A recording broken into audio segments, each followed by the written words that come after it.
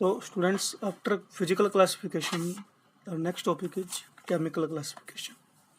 जैसा physical classification में बताया था, उसमें मैटर को उसकी एक्सटर्नल प्रॉपर्टीज के आधार पर डिवाइड किया जाता है, जबकि केमिकल क्लासिफिकेशन में हम मैटर को उसकी इंटरनल प्रॉपर्टीज के आधार पर क्लासिफाई करते हैं। इंटरनल प्रॉपर्टीज को बहुत ही सिंपल भाषा में कहें तो हम इस बात पे क्लासिफाई करते हैं कि मैटर किन किन चीज़ों से मिलकर बना हुआ है। इस रिगार्ड मैटर को जब स्टडी करना शुरू किया तो ये पाया गया कि नेचर में मौजूद जितने भी सब्सटेंस हैं, या तो हम उन्हें प्योर सब्सटेंस की कैटेगरी में बांट सकते हैं। प्योर सब्सटेंस का मतलब है कि जिसमें एक ही प्रकार की चीज़ अवेलेबल हो। बाद में प्योर सब्सटेंस को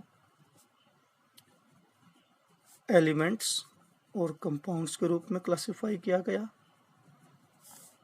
जबकि जिसमें एक से अधिक चीज़ें पाई जाती थी उन्हें मिक्सचर का नाम दिया गया। मिक्सचर को भी दो कैटेगरी में बांटा गया, एक होमोजीनियस मिक्सचर और दूसरा है हेट्रोजीनियस मिक्सचर। होमोजीनियस मिक्सचर में वो सारे सब्सटेंस आते हैं जिसमें एक से अधिक चीज़ें मिली तो हुई हैं, लेकिन वो देखने में हमें बिल्कुल एक जैसी लगती हैं, जिनकी कंपोजिशन यूनिफॉर्म होती है, जो कि सिंगल फेस में पाई जाती है। आमतौर पे उनको सॉल्यूशंस से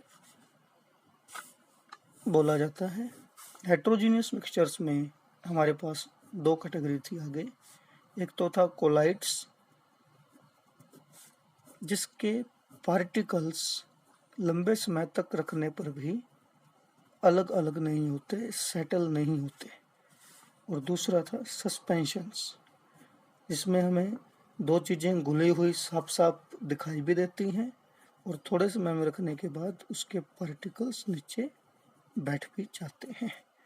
तो इस प्रकार से मैटर को क्लासिफाई किया गया। कंपाउंड्स को भी अगर हम कहें तो दो कैटेगरी में बांटा गया।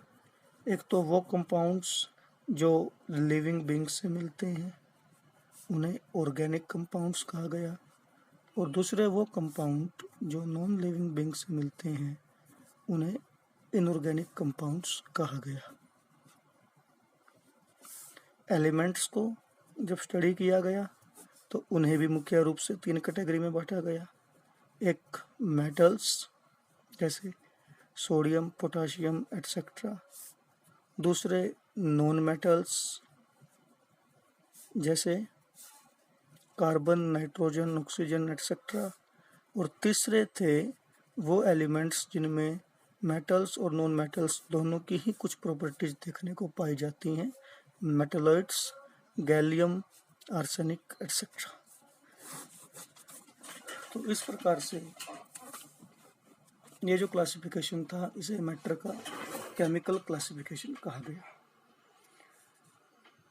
केमिकल क्लासिफिकेशन को करने के बाद एक बहुत इम्पोर्टेंट टॉपिक आता है कि कंपाउंड्स में भी अगर एक से अधिक एलिमेंट मिले हुए हैं और मिक्सचर में भी अगर एक से अधिक सब्सटेंस मिले हुए हैं, तो कंपाउंड्स और मिक्सचर में क्या डिफरेंस है। तो कंपाउंड्स और मिक्सचर्स के बीच में जो डिफरेंस है वो कम से कम 7-8 पॉइंट्स पर है, और कंपाउंड्स और मिक्सचर के डिफरेंस से हम अपना टॉपिक कल स्टार्ट करेंगे। तो आपके लिए होमवर्क ये है कि आप जो आज हमने फिजिकल और केमिकल क्लासिफिकेशन का आउटलाइन किया है उसे रिवाइज करें, और कंपाउंड्स और मिक्सचर्स के बीच में जो डिफरेंस हैं उससे हम अपना टॉपिक कल स्टार्ट करें।